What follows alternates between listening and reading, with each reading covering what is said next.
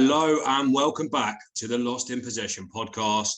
Three mates, three different teams, three very different opinions. Do not fear, the football season is almost here. We are just about a week and a bit away from the full Premier League return. And of course, this weekend, we've got the return of the English Football League as well.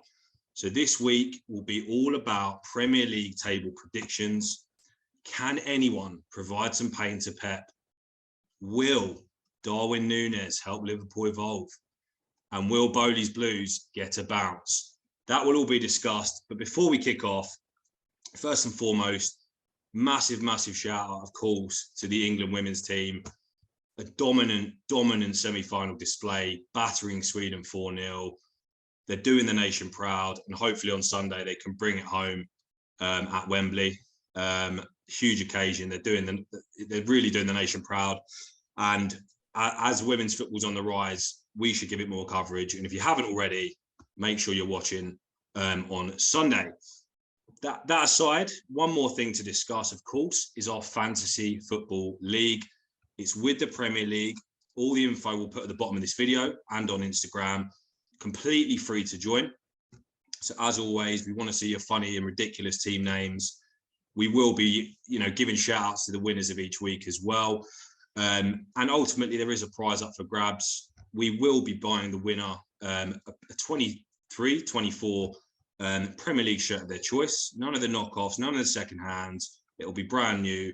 So there's a big incentive for you guys to win. Any questions, obviously, give us a shout on Insta to join that league. But without further ado, let's kick things off. Jamie, if you can share your screen. We'll begin things with our Premier League relegation predictions. We'll start at the bottom.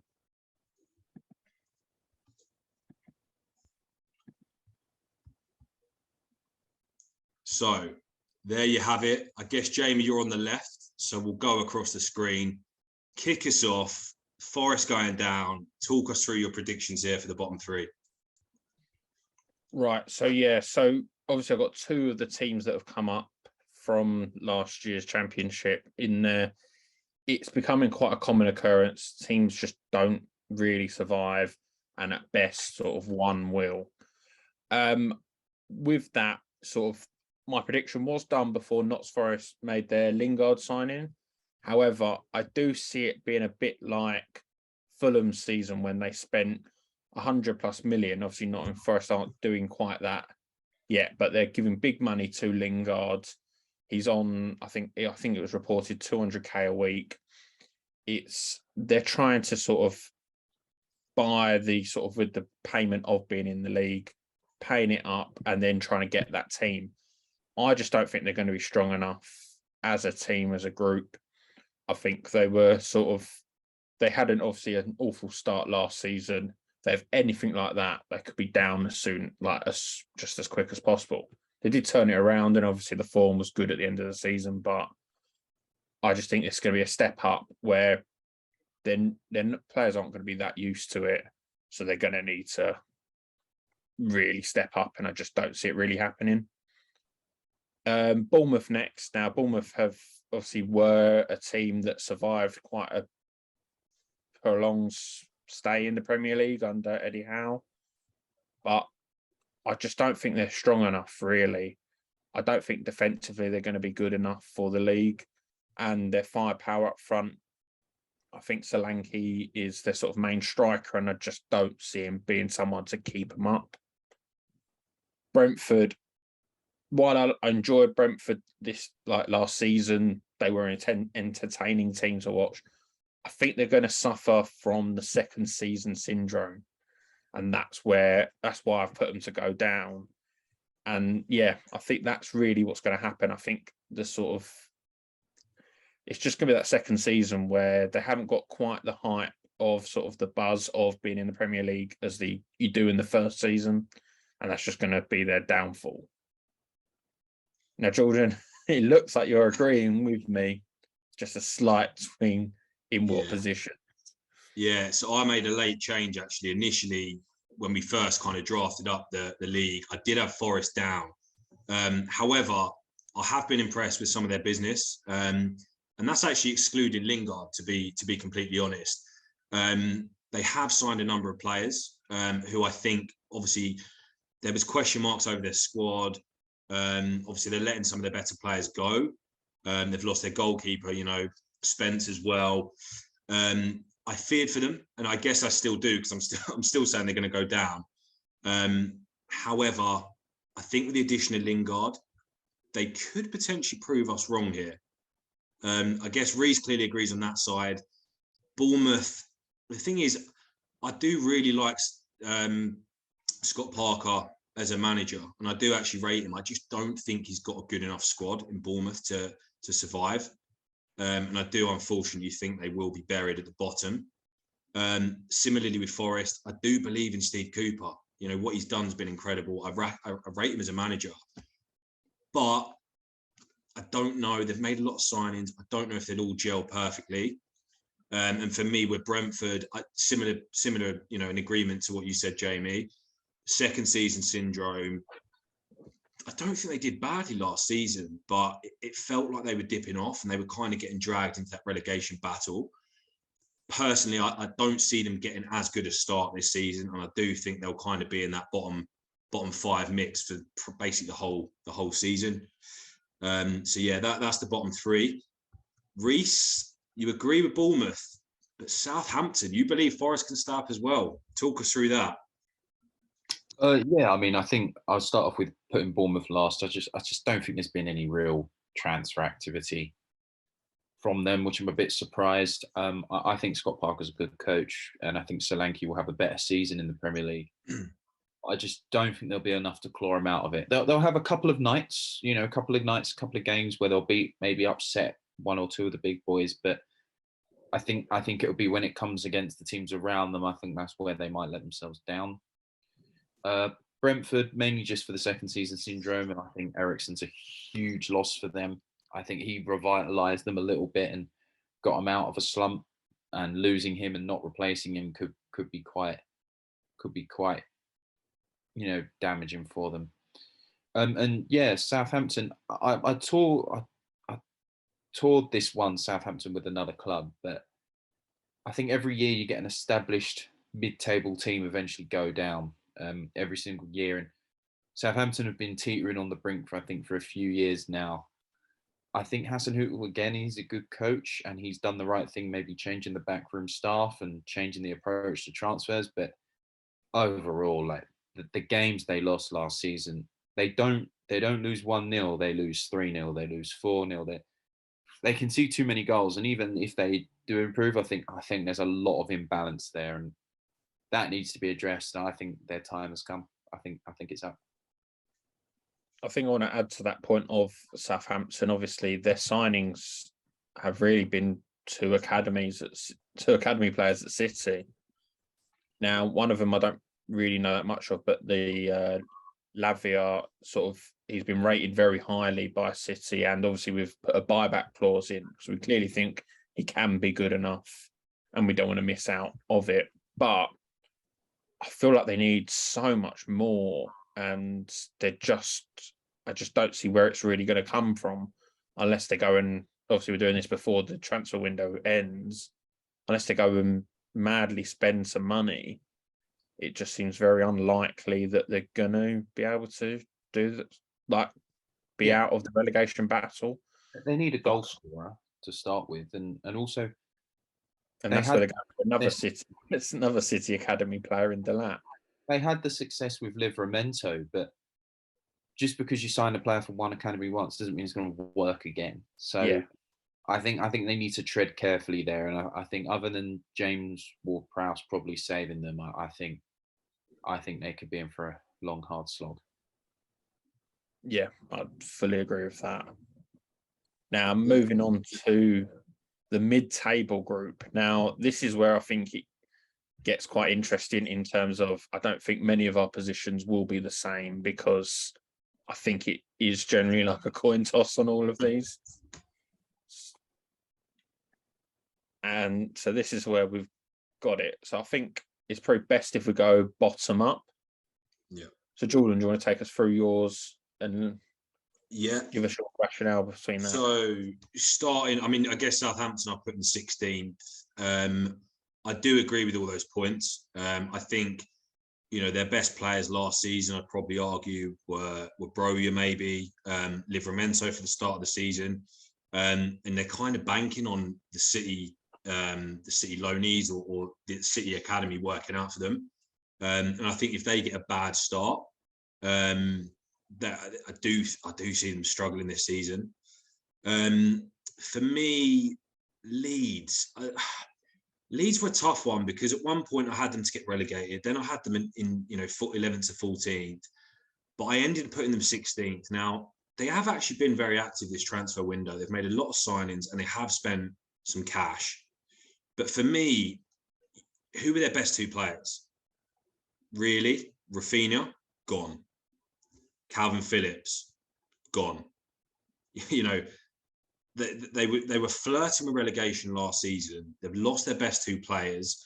Yes, they've signed players, but the reality is, I don't think the signings they've made are going to be on the level of Phillips and Rafinha. And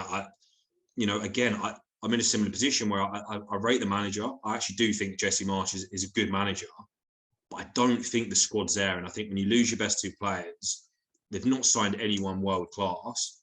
So for me, I do see it being a real battle. And maybe if one of the other teams steps up that we just said get relegated, Leeds might be marching on back to the Championship. And for me, 15th now, again, similar to kind of what I've said with the other teams, I believe in the manager. I think Frank Lampard is the man who can get Everton up the table. But the problem is they've lost their best player again. You know, similar to Leeds, Richarlison last season was, for them, in staying up, was so crucial. And yet, let's be fair, 60 million, good sale, good price. But he was still your best player last season. And again, looking at Everton's business, I believe the only signings they've made are Tarkowski in defence, which is, don't get me wrong, good addition. If they get Holgate out of the team, they'll definitely be improving because I think he's completely useless at defending. And today it has been announced that they've signed Dwight McNeil from Burnley. So again, good young player, good addition, but I don't think there's enough recruitment. And I do think Lampard's in a tough position where, as a manager, he's known for investing in youth and he'll do that well and he'll get the best out of young players. But you look at the squad and when your best player's gone, if Everton aren't going to spend the money and back him in that sense, I think it's going to be an uphill battle for Frank and maybe unfairly on him. So I see Everton again being in that kind of mix where they're underwater a bit, you know, teams are on their case. So yeah, that's the kind of 3, 15 to 17 for me. Reece, do you want to explain your 3? Because it's a bit different to Jordan's. Yeah, so I've gone for some slight differences there. I'll start off with the reason why I've put Fulham in 17th place is because in the Championship, despite having, 3 games where they scored 7 goals, they lost 10 games. And they went up as champions. They lost 10 games and went up as champions and didn't hit the 100-point barrier, despite all the goals scored. I'm inclined to say that that's not really good enough if you're that battering it that much. I think they've made some good signings. I do, but I think Marco Silva's record away from home in the Premier League isn't great either. Look at the way they performed at Sheffield United on the last day. I think I wouldn't be surprised if they ended up mid-table, but I think it might be another slog for them. But I think they're better prepared for it this time round. I'm inclined to swap Everton with Wolves a little bit. I think Lampard thrives using youth. That's where his strengths are, and being on a bit more of a shoestring sort of budget. Tarkowski's a good addition for them. McNeil will be a good addition for them. If he gets Calvert-Lewin fit, it will be good enough, but they'll be lacking numbers and lacking strength in depth. And I think it'll be very hard for them. Whereas Wolves, other than Nathan Collins, there's no signs of any, imminent transfers coming in. There's talk that the club aren't really going to put any money in either. So I think it's going to be a long, hard slog for them. And I think it'll be a fair position to finish 15th. I don't think they can complain really too much. So I think that's that. In terms of the sort of best of the rest there, yeah, I think Leeds will be just fine. I don't think Phillips and Rafinha will hurt them that much because Jesse Marshall play a completely different system, which is what he was already preparing to do. Aronson looks a good player. Sinestra from Feyenoord is an excellent player. You've got Tyler Adams in there as well, who looks good. I think they'll be okay. You know, if they sort out the back, you know, I think they will get better, and I think we can expect them to be okay. And as you can see there, Nottingham Forest. Steve Cooper's stuck with what he knows. Young and English. He's also gone to Germany to take some players in as well and brought in Lingard. I think they'll surprise a few people next season and be just fine. You know, once they get themselves a goal scorer as well, they'll push on. So I don't have any concerns about them. In terms of the rest, I think between Brighton to about Leicester, it just depends on who plays the better out of the group. You know, I think consistency is going to be key there amongst the rest of them. And I think Newcastle will get top 7 without a shadow of a doubt. I'm surprised about Wolves. I've got to say, I'm surprised about your pick on Wolves there out of all of them. That for me is the most surprising. They've got no money. Raul Jimenez is their leading scorer, and he hits like, 5 goals a year? You know, they were pretty bang average last year, apart from a decent start. They got found out pretty quickly. They're not the worst team in the world, but when you've got to tighten those purse strings for the season, it's going to be tough for them. You know, I just don't see where they're going to be able to change things drastically to get themselves higher up. Yeah, to be fair, like I do see where you're coming from, and there's a few teams that are in the sort of same. They've not spent tons of money. Like Reece, I've put Fulham at just above the relegation. Marco Silva's away form in the Premier League is so bad, and then losing 10 games in the Championship when you've probably got the best side there out of the 3 teams that have come up. They were the best team. I think he will let them down. Defensively, once again, is going to be their problem. And when they probably play all the top 6, sort of the big 6, then they're probably going to get spanked in pretty much home and away. I don't like you. I might be wrong, but I just don't see it really happening, especially away from home. Southampton, once again, like we said with Reece having them going down, they're spending some money, but they need a bit more proven, I think, and they need to shore up their defence. Like they're going to get worried of losing 9-1 again. I just see it. Everyone's talking about it for the sort of first game with Spurs running amok against them, and it fully well could happen. So I do see them having it's going to be a struggle for them.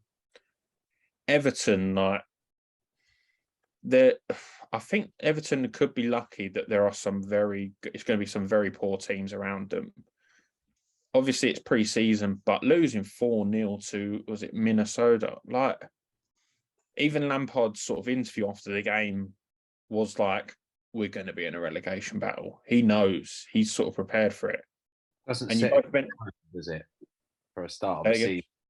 It doesn't set a good tone, does it, if you're telling everyone you're going to be rubbish? Exactly. I know they're expecting to be, but like, it's not exactly going to galvanise you, is it? Yeah. No. And then you've obviously got the problems with they don't like the owners because, well, they've messed up, haven't they, massively? If you look at the signings they've made, they can't really spend a lot of money due to financial fair play. It could be a season where they're going to be struggling again. With you said about Lampard and he can work well with the sort of youth, they've still got to have these youth players coming through. They've obviously got Gordon. There's not that other many. I don't really know, to be fair, Everton's academy, but I presume if they were they're going to be quality players, they probably would have got in last season. So the fact is, it's another year. I don't see him having a lot to work with. And the way the owner is, if that owner is still there, Lampard could be one of the first to go because of he's probably going to have a bad run of games, sort of like the form's going to not be good. And they're going to just like, how can we fix this? We'll sack the manager. I think it could be one of them. Problem is, can you blame him? No. You can and you can't. He should know this is what the situation's going to be like. Yeah. Like when he took the job, kind of thing. Nothing's changed. He should have known the situation. But then if you go up my table, I've gone with Palace next. I think Vieira's done a good job, but he's now into his second season. This is where teams will find out about what he does. He's obviously not got Gallagher anymore. He's gone back to Chelsea. Whether sort of there is another loan for Gallagher or he's staying at Chelsea is another sort of matter. But I think Palace have got some exciting players that they'll have some games where you go, great game, Palace, but I don't think they're going to have that consistency. Then Leeds, I was quite surprised to see you have them actually just surviving relegation. I get your points with Phillips going and Rafinha, but Phillips was injured for quite a bit of the year, and also having to play centre-back. I think they have spent a lot of money, Leeds, and you can't really go, oh, what that signing is going to be really good. There's sort of a bit of the unknown, but I think they're going to be safe, and I think they're going to sort of do well under March. Wolves, I did have the sort of same thinking as Reece, that they're just not adding to the squad, and if the owners aren't going to put any more money in, it's going to be such a struggle. Like it's going to be, because they're not the most attacking teams anyway. They've got a few solid players like Podence, Neto, and then Jimenez. Unfortunately, last season just didn't look the same before his serious head injury. So that could still be a factor, and you don't know if he's just building up a bit more confidence this year. And I think 5 goals a season was a bit harsh, Reece. I think he at least gets into double figures. But it's still, where are the other goals going to come from? And I think Sarr's probably not going to have as good of a season as he did last season. And that means they're going to ship goals in. That's the problem I see. If you go a bit higher, then you've got like Brighton, Leicester. It's sort of like, that's just a coin flip, I think. Leicester could be losing Kasper Schmeichel, I've heard. Yeah, to he's off. Nice. I think that's done actually now. Very close to being done, yeah. I saw the agreement sort of was in place until Leicester find a replacement. But they'll have one. He's been pretty poor the last couple of years. He has, but he's also been a leader for them, and he's been there and he's got the experience. Is why I think it's a bit weird, because they've not actually signed anyone, I don't think, yet. And that's kind of what are you waiting for? Like, okay, you had a disappointing season last season after a few good seasons, like a few challenging the top 4 positions, but they seem to just stagnate. West Ham, they've actually signed a few players since I did this, so they have a bit more depth than I thought they would. But if you look at it, I think they're just going to slump off a bit. They've had 2 very good seasons where they're challenging that top 6. So there's always that fallback like Leicester had. I just think that's what's going to happen. And I think West Ham could, absolutely focus on the Conference League, and they got to the semis of the Europa. They can go and win that. And if they finish 9th or 10th and go and win that, everyone's happy. Like, West Ham fans are going to be buzzing about that, I think, for a good season. They're still a quality team. I think they just had that sort of slack of depth. Now, Villa are the team that I'm looking at closely. Gerrard's got to do something good. They've had 2 big windows now, where even last season, I remember people going, oh, they're going to start challenging sort of West Ham's place and start challenging the top 6. I know they lost Grealish, but they spent 100 and something million, and it was a disappointing season. Gerrard's now had he's got his summer, he's got his pre-season. Now you've got to show how good of a manager you are, for one, and all this money being spent is not going to waste. Newcastle have slightly surprised me, but I still expect more to be going on. That's why I put them 7th. I thought they'd be spending a bit more already than what they have, they've brought in some good signings, to be fair. I think if they could just get a striker, then I see them like cementing 7th and then trying to turn it into a top 7, if that makes sense. But yeah, so Jordan, it looks a bit different at your 7th place to me and Reese. Do you explain your reason? I'll start with the green first, because I've not covered the green side. So on Fulham, obviously, I know you guys are kind of writing them off to 17th, the relegation. I do think they'll do better than people are kind of giving them credit for. I know you talked about the losses last season, but this is a team who, on more than one occasion, beat us, won 7-0 in the Championship. Now, yes, it's the Championship, but a lot of these Prem teams in the bottom half, wouldn't be beating Championship sides 7-0, and let alone doing it once more, twice.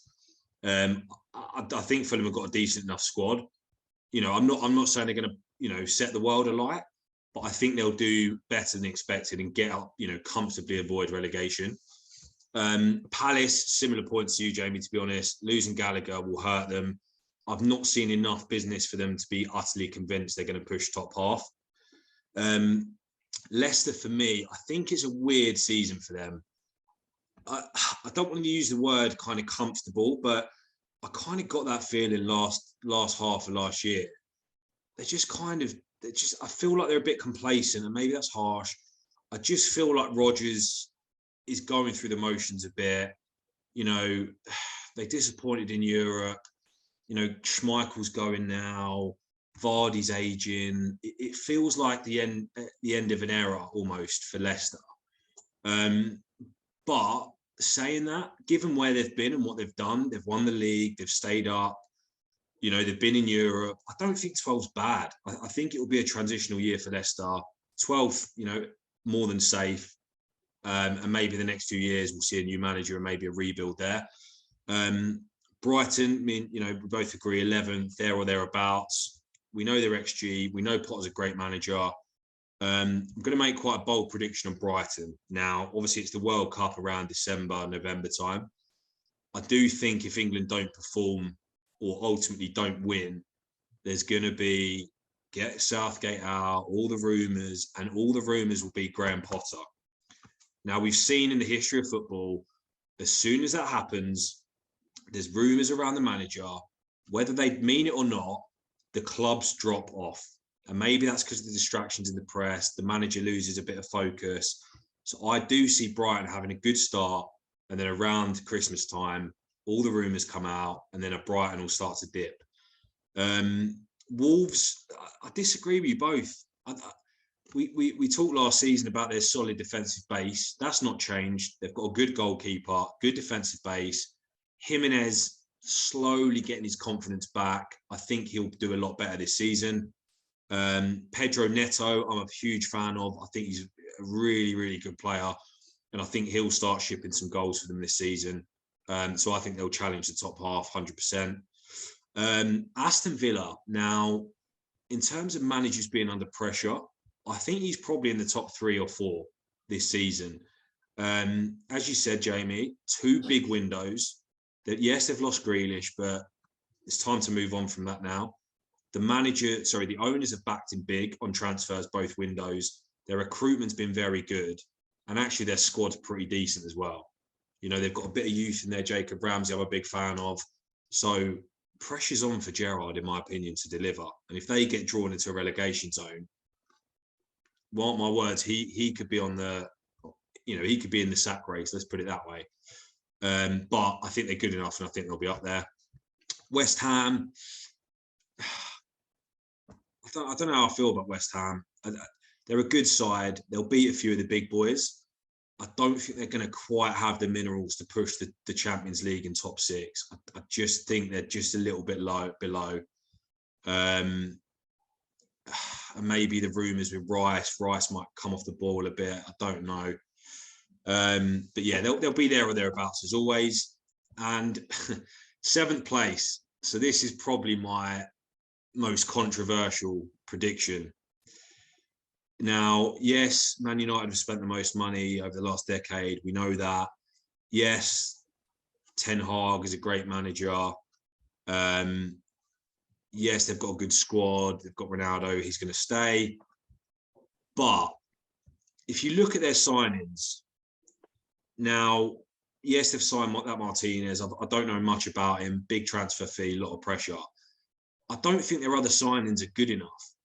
Everyone's hyping about Christian Eriksen. No disrespect, but he's a good squad player, but he's not going to win you, the top 4 race. He's not going to get you in the top 6. I just don't think he's there at that.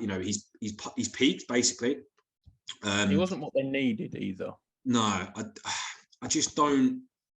I don't think he's enough to take them to that next level and really push the top 4.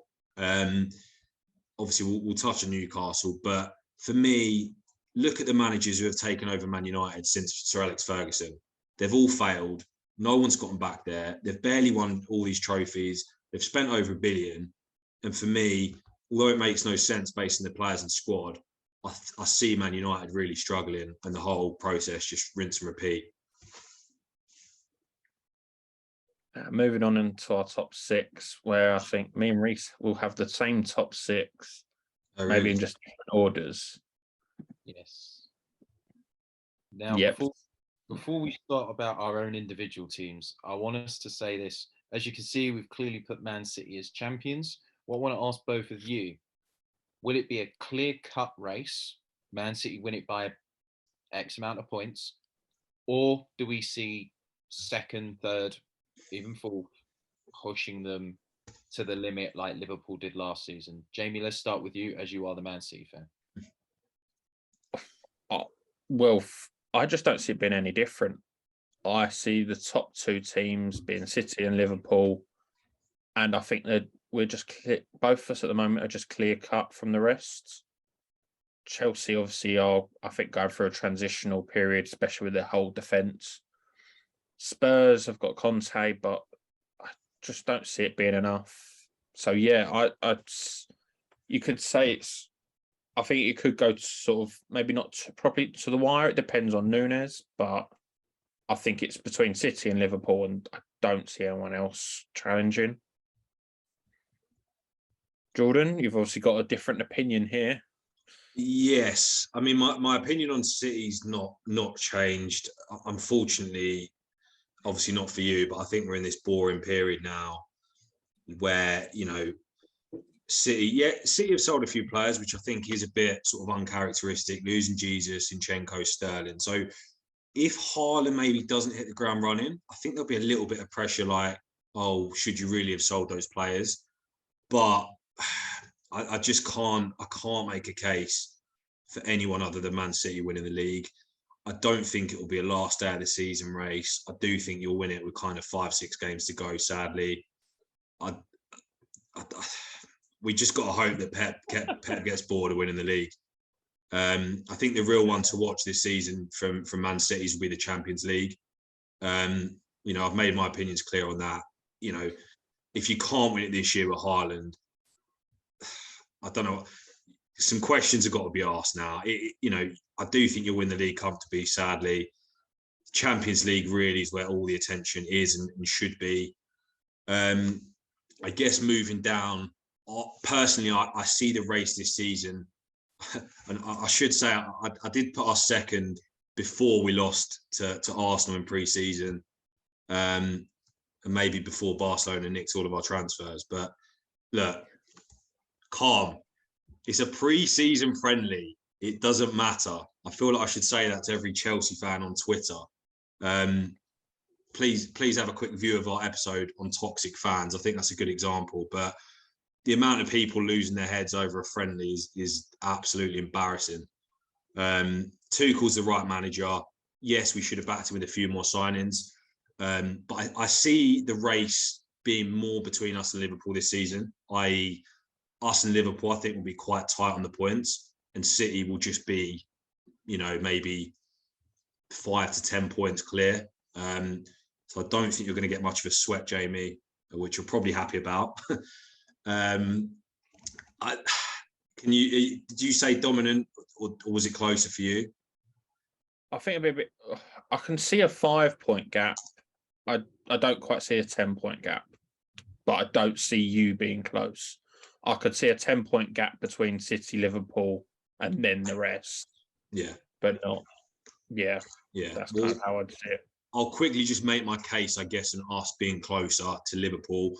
I think with regards to us directly with Liverpool, we were neck and neck all last season, and we played about 500 minutes of football. You can't separate us. From our side, a big hampering in the title race was obviously losing Chilwell and James, who were phenomenal. Fingers crossed they don't get injured. I think as well with the whole defence, yes, we're in a transitional period, new owners, we've lost a lot of defenders. But if you look at our kind of back 4-5, Chilwell, James, Koulibaly, phenomenal signing, and Silva with a couple of youngsters, I don't think it's that bad.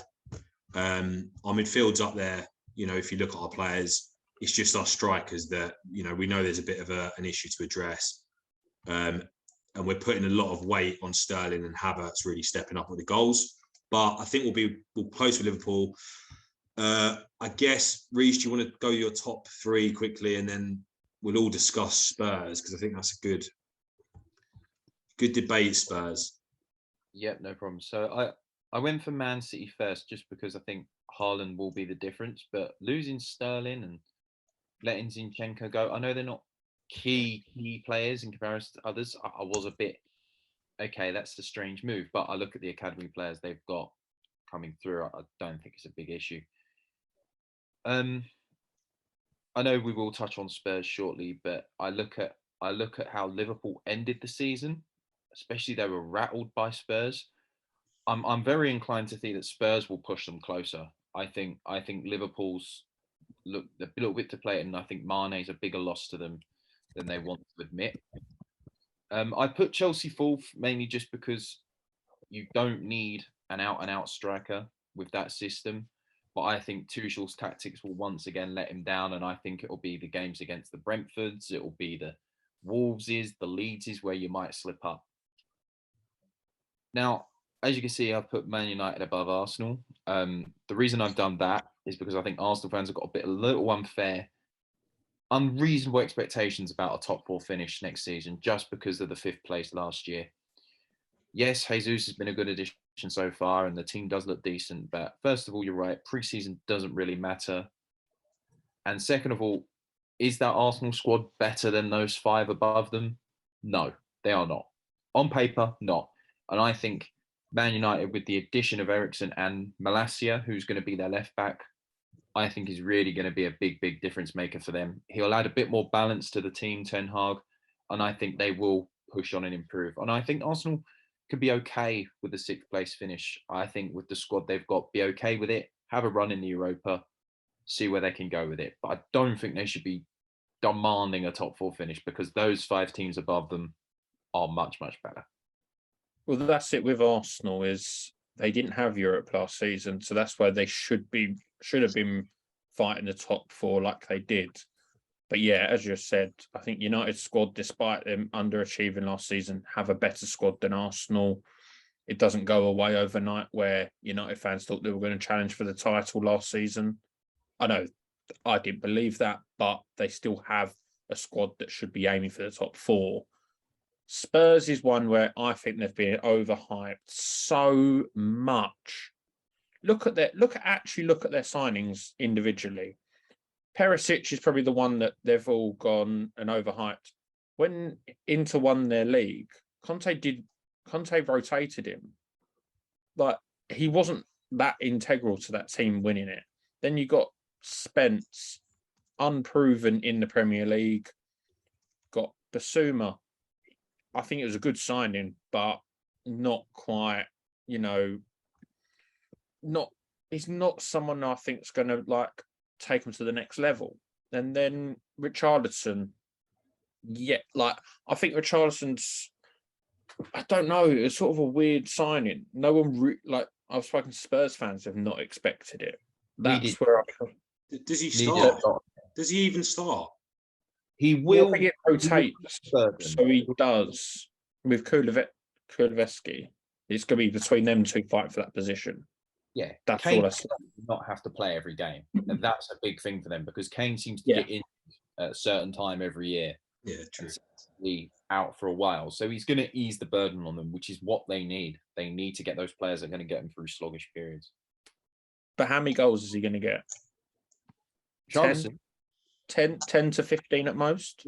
after Son and Kane, where are those goals? In general, before Oh, no, yeah. They can have 10 Very goals, true. maybe a couple of assists from, Kulusevski and Perisic. I think that'll add them, a few more points on the board. Now, talking about United, obviously, new managers come in.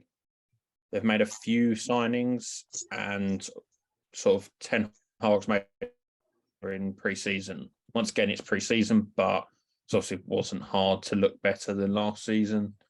They just did. There was no sort of like, I think they had like a few games at the start of the season, and the rest of the season might as well just been a write-off. Now, under Ten Hag, I expect them to do better, which is why I put them in 5th, but I still don't think they're going to be good enough to be better than City, Liverpool, Chelsea or Spurs. It's one of them where I'm happy for their demise. I'd be more than happy to see them finish in Jordan's position of 7th and Newcastle beat them to it. But I feel like they'll cope a lot better this season. But I'm more worried about not worried, more surprised about their transfers. They're really putting all their eggs in the Frankie de Jong basket. Like, surely there's more problems than just going for a plan. I don't know if it's he doesn't want to come to United or it's the wages at Barcelona that he's got to deal with before. It's a bit of an odd one to me. And I just think they need to do what kind of Chelsea have done and going, right, we can't sign that defender, but for them it'd be more of a centre defensive midfielder. We're going to crack on with option number 2, option number 3, because it's better to have them in now and then start training under Ten Hag, get into the way he wants to play, and then they can carry on. But they're going to leave it to last minute, and they might have another fax machine problem like they did in years ago with Real Madrid and with De Gea. But it's, with United, I just see it being another trophyless season for them. Long may it continue. And I just see him being a bit better than Arsenal because Arsenal got to cope with Europe. Yeah. I mean, just drawing on that, before I mention Man United, I think you're absolutely right. I think they'll be better equipped to cope than Arsenal in general. I mean, I think what Arsenal need to make sure is they improve themselves performance-wise against certain teams. I think what people, I point 2 games out from last season, and that was Everton away and Southampton away. Now going into the games against Arsenal, Everton had not won in 8. They beat Arsenal and then did not win in 6. Southampton no win in 5. Arsenal lose to them, and then Southampton don't win in 6. In fact, they didn't win a game for the rest of the season. So there's something not right there. That needs to be addressed. And I think that's what a lot of Arsenal fans need to understand. If that's not addressed, there's a problem. But yeah, I think Man U are going to be more equipped. But what I want to ask is Ronaldo staying critical to them finishing in the top 6 or not? Jordan, what do you think? Yes, although part of and I didn't discuss it, part of my reasoning about United struggling is that obviously last season, a lot of the dependence was on Ronaldo. He was happy to be there, dancing around, doing his C's and all that. Now, it's very, very, very clear that he wants out. He doesn't belong in Europa. He's got 2 or 3 years left in him and he wants Champions League. Having your best player come out already all pre-season and say, I want to leave the club. And at the minute, it looks like he's kind of going to be forced to stay. Obviously, before the season starts, he'll come out and do a statement saying, oh, I love the club. I want to be here. That'll be complete BS. So for me, yes, their success is dependent on Ronaldo. Yes, he's professional, but it's clear he doesn't want to be there and his head's elsewhere. So I think because he's critical, he won't perform the same as he did last season. And that's why I put them out of the top 6. I'm going to disagree. I actually think it's worse for United for the future if Ronaldo stays. He sort of what I think what Ten Hag will want is someone who's going to be quick pressing wise. Ronaldo can't do that anymore. He's going to be more. I actually think he's going to be more of a hindrance now. I think bringing him in for a season or two, he's not there to fight for the League Cup, fight for the FA Cup, and fight for Europa. He was there to try and elevate them to go for the Premier League, go for the Champions League. And he was only brought in as a panic buy, I believe, because the Glazers were under tons of pressure and there was rumours he was going to come to City. Now, I just think they went, no, we can't have him going to any other English club, especially City. We've got to take him. And I think it's ruined their plans because it stops people who I think would have thrived a bit more. Now, I think there's been other problems, but Rashford's definitely one of them. And then obviously Martial, I don't think they got on. Well, Martial, I don't think got on with Ollie or I can't remember the guy who had him for the rest of the season. But in pre-season, them two have looked a lot better. It might be that they've gone, right, last season was a write-off. We're starting afresh and they're kicking on. One, it might be just pre-season. Two, it might be they're actually just gone, we like this style of football and it will help us, being them quick sort of players that they are. I think Ronaldo had caused problems in the changing room. On the pitch, you couldn't fault him. He was the one carrying the team and winning them games. But you've also got to have like the fluency of the team wanting to be and not being quite cliquey. Whereas there was something I found out the other day of sort of what happens in the dressing room is Pep actually chooses where all the players sit and he makes sure no one of the same country sits next to each other, apart from possibly goalies. But obviously, I don't think we have two Brazilian anyway. But they're all separated, so there's no cliques. There's no, these English speakers speak together, all the Portuguese do, for example. And I think that's probably what's gone wrong at United, or it sounds like from reports, where the Portuguese don't like the English talk, and it's things like that. I don't think Ten Hag's going to be able to solve all of that because bad blood gets brought in and it doesn't just go away. So I feel like he's got a big job on his hands. So I don't see him getting top four, but I do feel like they could be better off if Ronaldo wasn't there, especially if he's doing things like this. Yeah, it's a very interesting point. I think I'm sort of in your camp, Jamie. I don't think Ronaldo would be the biggest loss to them because I think it would give him more freedom on the pitch. I think it will give Rashford and I think it will give Martial in particular that more freedom. They're not being told to do what by Ronaldo, or they're not being, they're actually having the ball, but not because Ronaldo's there. But I can already see what Ten Hag is already doing. He's making the players eat together, sew up at X amount of time. So he's already trying to clamp down on all this, which apparently has been relaxed for quite a long time. So I think that will help drive them forward. So let's just have a quick look then at how our final tables all look in one piece. We can, please. Excellent. So, yeah, with mine, obviously, City champions, Brentford, Bournemouth, Notts Forest going down. The top four of Liverpool, Chelsea and Spurs adding to that. Yeah. And then we've got Jordan's. Yeah, City, I think will walk it. Very sadly, I hate to see it. Chelsea, Liverpool, I think will be a battle, as I've said. Spurs, I didn't actually cover Spurs, but completely agree with you, Jamie. Massively overhyped. They're currently a shorter price to win the league than Chelsea, which I will never agree with. They've got a good manager, but ultimately their signings are overrated, and Spurs will be Spurs. Newcastle, I think, will be the surprise package. They're the wild card, but that's definitely my most controversial prediction. Man United out of the top six, Newcastle in. And I do sadly think that Bournemouth will be the whipping boys this season. And finally, yours, Bruce. Yeah, and it's a clean sweep for Man City, as agreed. Top four round for Liverpool, Spurs, Chelsea.